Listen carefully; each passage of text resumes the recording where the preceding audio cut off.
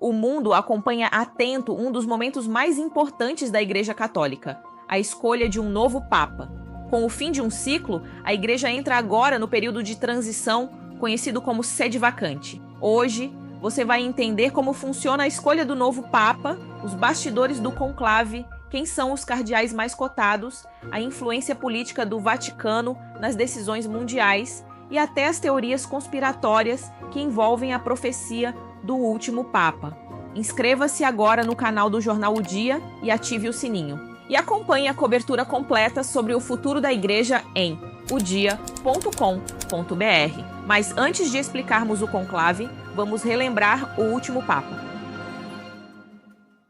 Francisco Jorge Mário Bergoglio, o primeiro pontífice latino-americano e jesuíta, que assumiu o nome inspirado em São Francisco de Assis, símbolo da humildade e da defesa dos pobres. Francisco teve uma relação próxima com Bento XVI, seu antecessor, inclusive o visitava com frequência. Sua eleição em 2013 marcou um novo tempo, o da simplicidade, do diálogo e das reformas. Ele reformou a estrutura financeira do Vaticano, promoveu maior participação de leigos e mulheres em instâncias de decisão, autorizou bênçãos a casais homoafetivos e buscou renovar a linguagem da fé no mundo moderno. Um papa que escolheu morar fora do Palácio Apostólico e recusou privilégios. Durante a pandemia de Covid-19, ele emocionou o mundo ao caminhar sozinho na Praça São Pedro vazia e rezar sob a chuva por todos os que sofriam. Seu gesto virou símbolo de fé e resiliência global.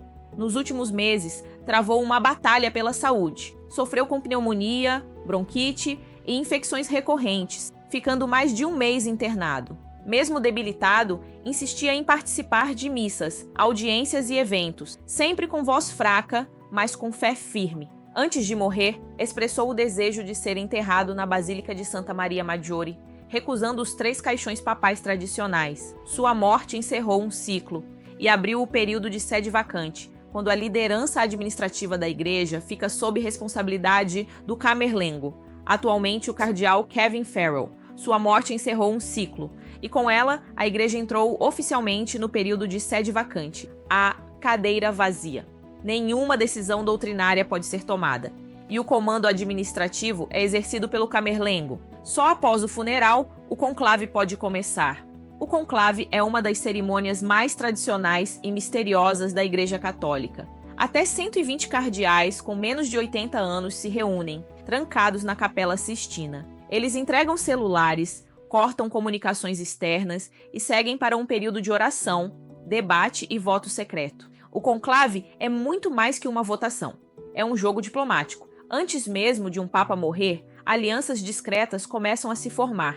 Especialistas afirmam que Francisco já articulava discretamente a continuidade de sua visão.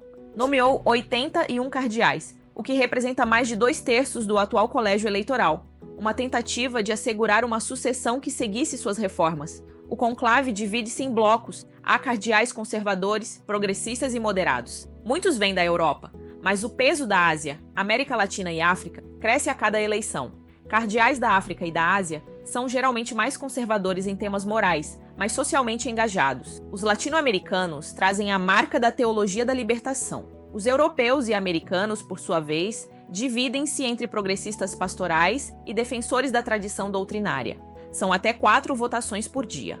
Cada voto é depositado em uma urna dourada. Se um nome atingir 2/3 dos votos, está eleito. Caso contrário, os papéis são queimados com substâncias que produzem fumaça preta. Quando a fumaça é branca, o mundo inteiro sabe: habemos Papa, ou em português, temos Papa. O novo pontífice então escolhe seu nome e aparece na varanda da Basílica de São Pedro. Entre os favoritos para suceder o Papa Francisco estão nomes que representam diferentes correntes dentro da Igreja. Pietro Parolin, italiano e atual secretário de Estado do Vaticano, é um nome forte nos bastidores por sua habilidade diplomática. Ele mantém boa interlocução com diferentes alas e é visto como um perfil de centro, com flexibilidade para compor. Matteo Zuppi, também italiano, lidera a Conferência Episcopal e tem se destacado pelo compromisso com os pobres e sua atuação no conflito da Ucrânia. Seu estilo pastoral e inclusivo o aproxima da linha de Francisco, embora encontre resistências entre conservadores. Luiz Antônio Tagle, das Filipinas, é outro nome próximo de Francisco, carismático e popular. Fala várias línguas e é visto como uma opção global, mas sua popularidade pode justamente atrair resistências internas. Jean-Marc Aveline, francês, tem trajetória focada no diálogo com o Islã e questões sociais da imigração. É respeitado, mas ainda considerado jovem no colégio cardinalício. Péter Erdoğan, da Hungria, representa a ala mais conservadora, com maior chance real. Tem apoio dos setores que desejam frear a guinada pastoral de Francisco, teólogo disciplinado e com forte articulação dentro da Europa Oriental. Pier Batista Pizzaballa, patriarca latino de Jerusalém, é um nome que vem crescendo nos bastidores. Tem boa interlocução interreligiosa e perfil moderado, com trânsito entre conservadores e progressistas. Tolentino de Mendonça, de Portugal, e Fridolin Ambongo, do Congo, completam a lista com perfis ligados à cultura, teologia e justiça social.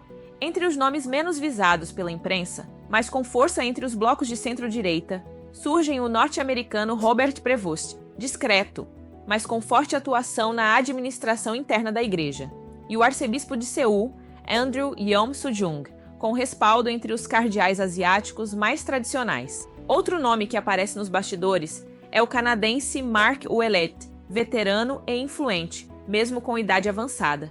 Analistas indicam que o novo Papa deve ser uma figura de consenso, alguém que não rompa com o legado de Francisco, mas também que represente maior firmeza doutrinária, um perfil moderado, com postura firme e capaz de unir alas distintas da Igreja. O Papa não é apenas um líder religioso, ele é chefe de Estado do Vaticano e voz moral do planeta. João Paulo II influenciou a queda do Muro de Berlim e dialogou com presidentes em plena Guerra Fria. Bento XVI liderou embates sobre liberdade religiosa na Europa. Francisco se tornou símbolo de defesa dos refugiados, dos pobres e da ecologia. Líderes como Emmanuel Macron e Lula defendem um sucessor com visão humanista. Já Donald Trump e outros líderes conservadores esperam um pontífice alinhado com valores tradicionais. A decisão, portanto, será observada atentamente por governos, ONGs, corporações e milhões de fiéis. Os governos que veem no Vaticano um ator estratégico na geopolítica global. Ao todo, 266 homens ocuparam o trono de Pedro. Desde São Pedro, crucificado em Roma, a Igreja teve papas que marcaram profundamente a história. Leão I enfrentou Átila, o Huno, com diplomacia, evitando a destruição de Roma. Gregório I reorganizou a liturgia e enviou missionários à Inglaterra, expandindo o cristianismo europeu. Inocêncio III foi o mais poderoso do período medieval, exercendo influência política sobre reis e imperadores. Pio XII foi o papa mais longevo, 31 anos, e instituiu o dogma da Imaculada Conceição. João Paulo II se tornou ícone global, viajou o mundo, dialogou com outras religiões e sobreviveu a um atentado. Bento XVI, teólogo brilhante, renunciou ao cargo, abrindo espaço para o inédito convívio entre dois papas vivos. Francisco, por fim, revolucionou a linguagem da Igreja, aproximou-se dos pobres, reformou estruturas e morreu sendo um símbolo de misericórdia. E ainda há a lenda da papisa Joana, que teria enganado o conclave e reinado brevemente. Uma história sem comprovação, mas que alimenta o imaginário popular até hoje. A sucessão papal sempre gera curiosidade e também teorias. A mais famosa, a profecia de São Malaquias, atribuída a um bispo irlandês do século XII. Segundo ela, cada papa teria um lema. Francisco seria Petrus Romanus, o último antes do fim dos tempos. Alguns afirmam que o próximo papa encerrará a história da Igreja. Outras conspirações falam em influência de seitas secretas, manipulações dentro da cúria e até planos de controle global por meio da fé.